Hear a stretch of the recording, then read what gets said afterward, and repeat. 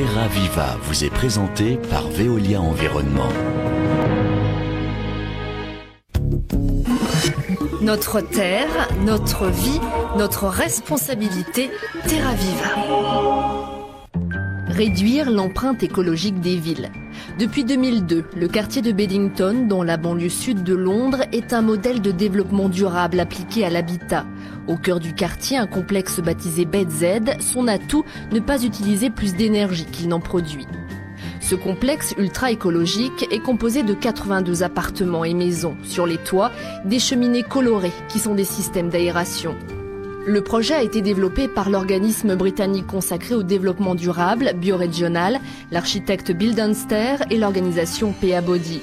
Les 250 résidents de BedZ ont adopté un mode de vie écologique. Sue Riddlestone dirige Bioregional et habite bien sûr le quartier.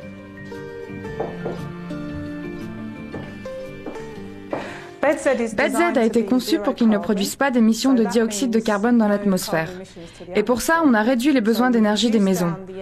Elles sont très bien isolées, tous les appareils comme l'électroménager ou les ampoules sont basse consommation. Les maisons n'ont pas besoin de chauffage. Le reste de l'énergie nécessaire, soit les 50% restants, viennent de sources renouvelables. Vous n'avez pas besoin d'être un écologiste pour habiter BedZ. L'idée, c'est d'avoir un mode de vie durable à la portée de tous, et si tout est mis en place, tout le monde va participer.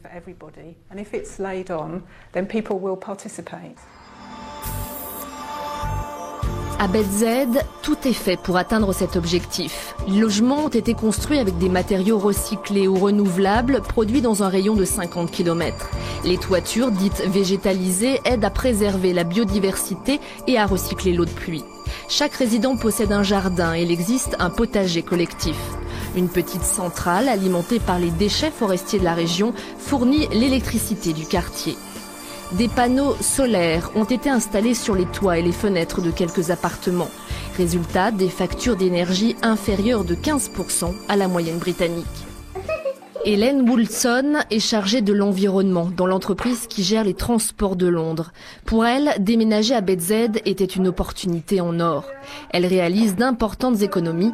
En voici les raisons. La première et la plus importante des raisons est qu'on a des murs très épais, faits de béton, qui maintiennent la chaleur à l'intérieur du bâtiment.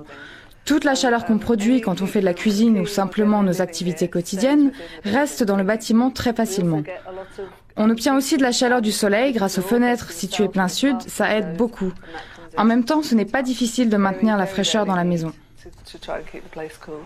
Mais pour construire un vrai quartier durable, les responsables du projet BedZ ont aussi pensé aux activités des résidents en dehors de leur maison et donc au transport.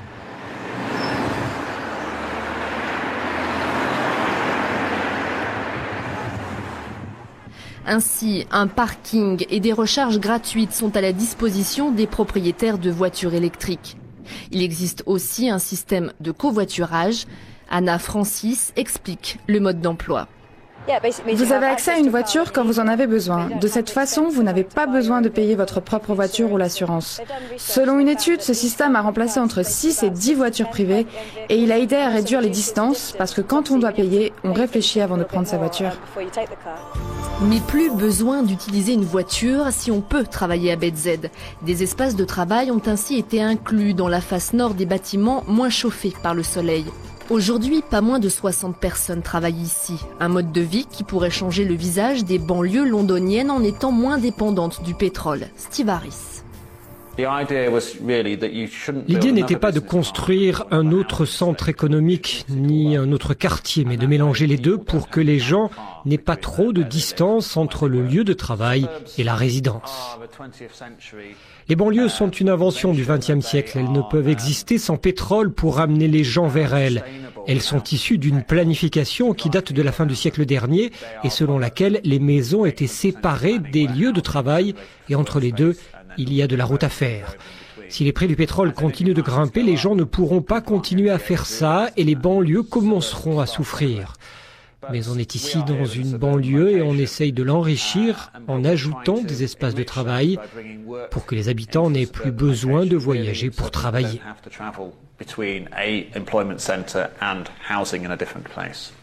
Seul inconvénient pour ce paradis de l'écologie, son succès. Déjà 15 000 visiteurs depuis sa création.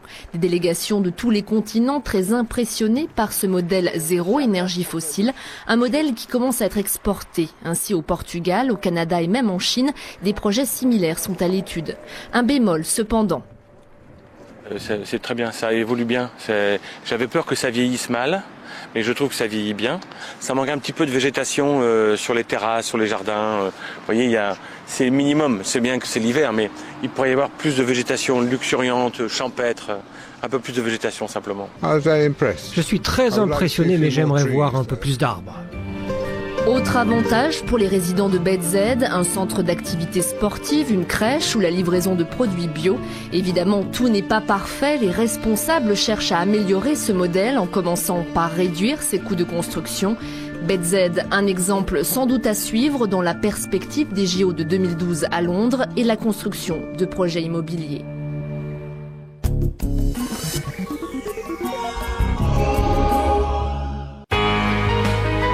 Terra Viva vous a été présenté par Veolia Environnement.